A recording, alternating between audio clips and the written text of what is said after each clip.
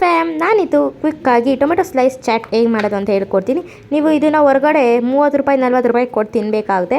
But ಮನೆಯಲ್ಲೇ ಈಸಿಯಾಗಿ ಸಿಂಪಲ್ಲಾಗಿ ಬೇಗ ಬೇಗ ಮಾಡ್ಕೊಂಡು ತಿನ್ಬೋದು. ಎಷ್ಟು ಕ್ವಿಕ್ಕಾಗುತ್ತೆ ಗೊತ್ತಾ? ಫಸ್ಟು ಟೊಮೆಟೊನ ಫುಲ್ಲು ಸ್ಲೈಸಾಗಿ ಹಚ್ಚಬೇಕು. ಸ್ಲೈಸಾಗಿ ಹಚ್ಚಾದ್ಮೇಲೆ ಅದಕ್ಕೆ ಉಪ್ಪು ಮತ್ತು ಖಾರ ಪುಡಿ ಉದುರಿಸ್ಕೋಬೇಕು ಸ್ವಲ್ಪ.